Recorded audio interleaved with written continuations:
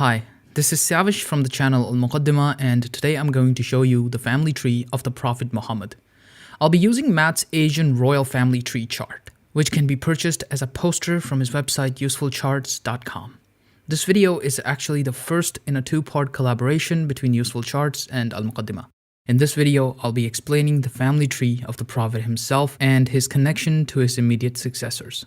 In part 2, which can be found on my channel, I'll be tracing the family tree of the Umayyad and Abbasid dynasties, which were the two main caliphates during the early Islamic period. Both of these dynasties are shown on this chart in green. So when you're finished with this video, be sure to click the link on the end screen or in the description to watch part 2.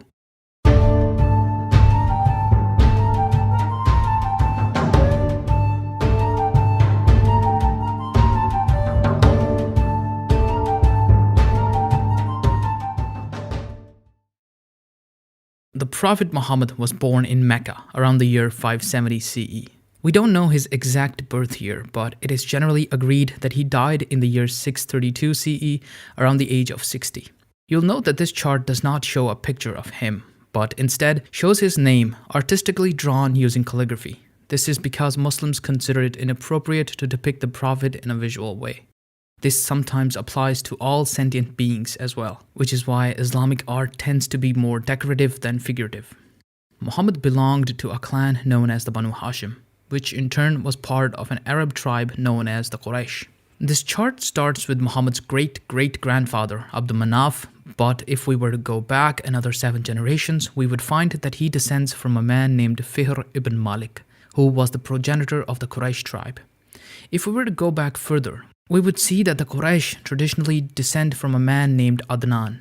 The Adnanites were not original Arabs, but were rather Arabized in the 6th century BCE, when the Neo-Babylonians destroyed their former kingdom, pushing them south into the Arabian Peninsula. The Adnanite Arabs are sometimes distinguished from the more southern Qahtanite Arabs, who are considered to be the purer Arabs. According to tradition, the Adnanite Arabs were descendants of Ishmael, the firstborn son of Abraham, whereas the Jews were descendants of Isaac, Abraham's secondborn. This is why both Judaism and Islam, as well as Christianity, are considered Abrahamic religions. Ishmael's mother was an Egyptian named Hajar, whereas Isaac's mother was Sarah. Sarah, like Abraham, was originally from Mesopotamia. But like I say, these links are based on tradition, not on historical records. Okay, let's get back to the Prophet himself. I should point out that most mainstream historians, including secular ones, do consider the Prophet Muhammad to be a historical figure. Now, as to whether or not the angel Gabriel dictated the words of the Quran to him, that is something that is solely based on faith and on religious tradition. According to Islam, that started to happen in the year 609 CE, when Muhammad was praying alone in a cave near Mecca, and it continued for the rest of his life. But in this video, we are mostly concerned with his family tree, so let's return to that.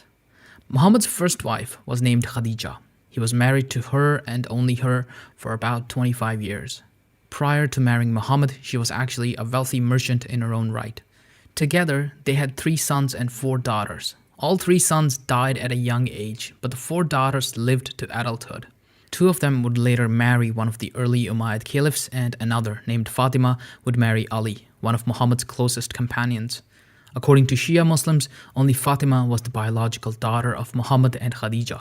According to that tradition, the other daughters were actually the children of Khadija's sister and were adopted. But what every Muslim tradition does agree on is that only Fatima has descendants that can be traced to today. Together with Ali, she had 2 main sons, Hassan and Hussein.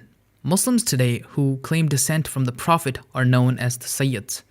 Jordanian royal house of Hashim claims to be descendants from the Prophet through Hassan. According to Shia Muslims, the spiritual successors of Muhammad are known as the Imams, and in particular, among 12 Shias, there are 12 of them who are revered. Ali is the first, followed by Hassan and Hussein. The remaining 9 are all descendants of Hussein.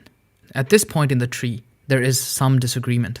Twelvers consider Musa al-Qadim to be the 7th Imam, but Ismailis consider Ismail to be the 7th. The Fatimid caliphs who ruled Egypt from 900 to 1200 were descendants from this branch, as are the Agha Khans, the modern-day Imams of the Nizari branch of Shia Islam. But Shias are actually the smaller of the 2 main branches of Islam. the larger branch being the Sunnis. According to Sunni Muslims, Muhammad was succeeded by the Rashidun caliphs, the first two of which were his close companions, Abu Bakr and Umar I. These two were also his fathers-in-law as he married their daughters after the death of Khadija. Unlike the founders of other religions, Muhammad was both a spiritual and political leader. By the end of his life, he had basically conquered the entire Arabian Peninsula. When he died and Abu Bakr was elected as political successor, the Muslim armies went on to solidify their position in Arabia, and Abu Bakr put down various revolts against his rule.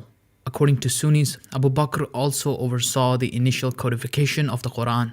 Previous to this, the Quran had been passed on primarily by means of oral memorization, but Abu Bakr commissioned the first complete written version.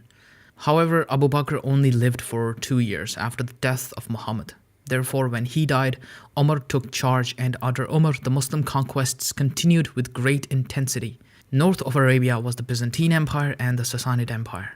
These two empires had grown weak after decades of fighting each other, and therefore Umar was easily able to capture Egypt, Palestine, and Syria from the Byzantines and completely replace the Sassanids as the rulers of Persia. When Umar died by assassination, a committee of 6 was formed to choose the next caliph. The person chosen was Uthman, who I mentioned earlier as a son-in-law of the Prophet. He was also Muhammad's third cousin once removed. You can see here that both the Umayyads and the Banu Hashim descend from the same ancestor. During the rule of Uthman, the copy of the Quran made by Abu Bakr was used to create a new standardized copy upon which all further copies of the Quran have been based.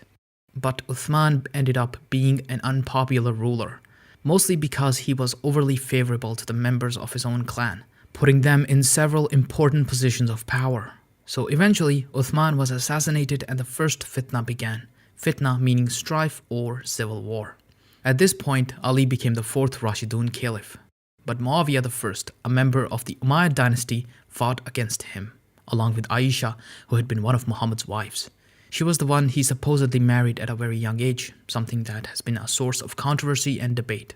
Ali eventually was assassinated, and his heir, Hassan, reached a deal with the Umayyads to recognize Muawiyah as caliph. This led to the birth of the Umayyad Caliphate, in which the title of caliph stayed within the Umayyad family for the next 90 years.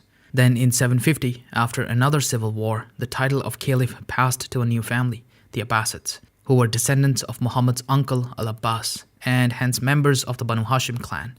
Under the Abbasids, Islam experienced a golden age. So that was a look at the family tree of Prophet Muhammad.